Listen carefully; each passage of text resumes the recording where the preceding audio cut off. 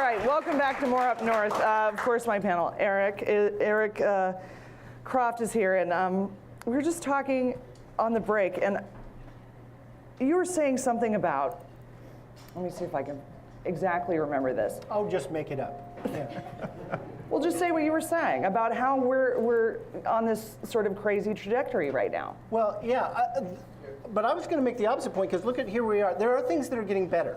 And What? Spenard is the epicenter of the things that are getting better. The People's Republic of Right, Spenard. People's Republic. I'm biased because born here and used to represent Spenard. It's a great, wonderful, weird place to represent.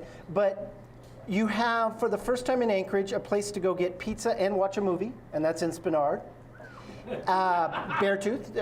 And we're here discussing politics in a Spenard bar. It's like the Reese's Peanut Butter Cups thing. You know, these are great tastes that needed to come together for a long time. So thank you for bringing that. So that's progress. As we get crazier on one end, we're making substantial progress on the pizza movie and bar politics fronts. So, I recall discussing politics in bars and Spenard when he was still in short pants. It's not in her. right, no, I mean, the fact that we're having these conversations and so much of the oxygen has been pulled out of every conversation because it's been put towards... Pulled out everything. Is there someone running for Congress? Two guys, one That's guy? right. Any guys? Harry Crawford, who'll be on here next week. Okay. I thought, and he's running against somebody? Some guy named Don Young, I don't know, we've heard of him. Is he going to be on? Don, I don't know. I've interviewed Don, though. He's curious. He told me about his big project of studying permafrost while digging a new outhouse hole. I don't know, only in Alaska. I mean, this is the sort of conversation, and we are able to have a lot of access with people. But how much, even the governor's race right now. No attention. Yeah, it's all there. Yeah. It's everything is, I think Sean preferred it that way. I think Ethan's done a good job of trying to get, trying to generate Ethan's done a some very press. good job. Yeah, no, you're right. Sean Parnell would much prefer no one to even know. He does better. As when people aren't paying Pretend I'm attention, not here. if people don't pay attention to the fact that I'm not really doing anything, I'll be fine. It's a strange political strategy. Ignore me. As opposed to But it's don't ask working. anything. It is And working. you got to feel for Ethan. I mean, he gets himself knocked in a ditch by a bucket on a piece of heavy equipment, and he still can't get any attention. I mean, what, do I have to jump off a building downtown? I know, catching yourself on fire for politics. It's sort of that thing. Craig, you were saying earlier, what scares you about Joe Miller isn't just Joe Miller. What scares me about Joe Miller is not necessarily Joe Miller, but that Joe Miller's doing this intentionally. That he's playing to an element in our society today, and it's not just here, but that is fed up with everything. And his attitude seems to be, if I can get 35%, 36% that are just fed up with everything and will vote for me in total protest against anything, I'm in. And that strategy may work. And that's a little scary that, someone would kind of resort to that to get elected.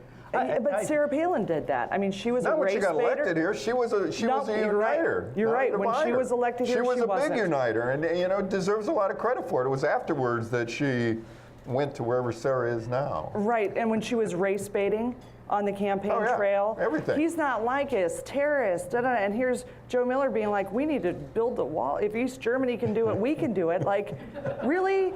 Is it because they're brown and that fence was going the other way, not this way? You would think that is one question he would at least answer. I mean, Joe, what were you thinking when you said that?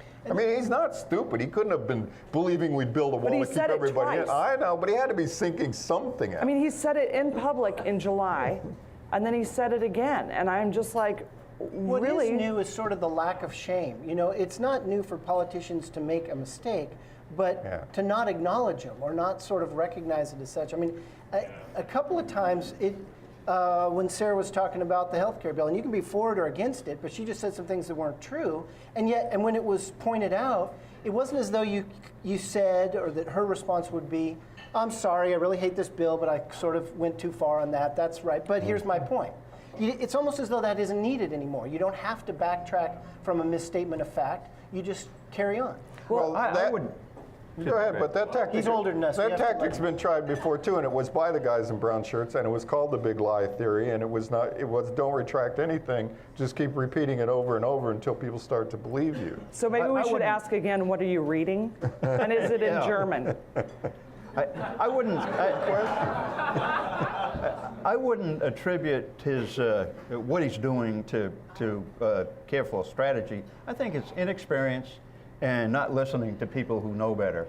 I mean, you know, he's way over his head. I think you may be right to a certain extent, but I actually agree with Craig. Yeah. I think it's very calculated. I think it's part of a much bigger. The guy went to Yale. He's not. I've sat down and talked to him at length. He's not a stupid man. Well, if you two are going to agree, then I'll agree with Tom. I mean, I do think part of the Tea Fair Party, and balanced. That's right. We're going to balance it out. Part of the Tea Party movement is any incumbency, any experience is bad, and that's great, fine, then except vote it for leads to McAdams. those sort of things. When you idolize not having any experience at it at all, you get those kind of mistakes. Yeah. But how is it that the same people that are like really anti-intellectualism, they call it elitism if you've got all your teeth and you've gone past the 4th grade, and yet those are the people that are lining up with an attorney who went to Yale and has all these elitist experiences. I mean, if you want to go for a guy who's like bootstraps up, made his way, then you go for McAdams, who's a real guy. You don't vote for an attorney, and we've got 2 attorneys and 1 real guy. You know? And why is there that trick? Because the same with George Bush. It was like, well, I want to have a beer with him. It's like that guy was born on 3rd base, thinks he hit a triple, and everybody else thinks he wasn't even born near the ballpark and did it himself. I never understood that. You're looking for a consistency. Yeah. I am. That's cute. I mean, part of the leverage is he was in the Republican Party, so that, you know, he's the guy there, and Republicans are, you know, we're all Republicans in Alaska because we want money. Part of the leverage is that he's a crony of Sarah Palin, and Sarah Palin, you know, is of the earth.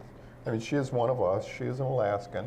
And, you know, there are people. There's a segment of our society that America I feel today, dirty. There is a segment of our society today. America is terrified. I mean, everything moves fast. It's computers. It's cell phones. It's God. I can't keep up with this. And if you haven't felt it, you're lying. I felt it. He's felt it. Will you yell, "Get off my lawn"? Yeah. You kids, get off my lawn. Those people gravitate. I mean, it's like somebody's saying we can push back against everything. Right, but that's always been. I remember this guy getting up at this event in Homer and being like, we can't let this grocery store come in and take over Proctor's because we're going to have those bar scanners and it's the mark of the beast. And it was like, and I'm not kidding. He was serious. It was going to be beep, beep, beep, and then, you know, you're going to go to hell or something. I don't even know. And so this is this fight against, you know, technology and how fast things are happening. And yeah, I mean, I remember getting a phone. You know, I was in, I don't know, 6th grade or something. And the Republicans in this state have been better at harnessing that than the Democrats. I mean, Sarah Palin, you know, there's a lot of people in this state, I hate to say it, who really identify with Sarah Palin. They love her. They think she's of them. You know, they want to hug her. Then why does she have better than 55% disapproval ratings? Because there's another element, which is in the majority, that sees through what word can I use here? You can use whatever you want. We've got a beeper. Sees through the garbage and recognizes what she is she's a person basically opposed to ideas. I mean, we don't need common sense conservatism. We need sense. I mean, we need people who think. And that's always been Sarah's problem. Was that she was against common sense? No, that she's against people who think. I mean, anyone who thinks there's such a thing as, anyone who thinks there's common sense is an idiot. Sense is not common. I mean, you're not born with it. So when you have a party that's anti-ideas, they're just pro-blame. Yeah, she's anti-idea. Which is why they're pro-blame, which is why it's Obama's fault. And by the way, he was born in Kenya. Everybody knows it. And there's death panels, and there's this, and it's all blame, and there's not a solution there. What do you got, Tom? Newt Gingrich. Well, I think the Tea Party movement is actually a pretty healthy development in the political scene. Not good spellers. Or it could be. Yeah, but the problem is that they are totally misdirected. They've decided instead of going after the Democrats, which is, you know, would be their natural enemy, they're trying to purify the Republican Party, and the whole thing is going to blow up in everybody's face. Except for the Democrats. Except for the Democrats. Yeah, okay, I'm all right with that. The Democrats could actually come out fairly well in this deal. But I think that if you go back 3 decades, maybe till the beginning of the 80s, and you watch what the evangelical sort of movement was doing, you know, the moral majority, which was neither moral or the majority, And you see how they were manipulated. People manipulated about Roe v. Wade. People manipulated about the GLBT community. And oh my God, the queers are going to get married. And now you can marry your dog. And all this like outrageous, horrible, crazy moral issues. And they really, the Republican Party, Newt Gingrich, really amped that up in the 90s. And it worked then. But the parasite is now outgrown the host.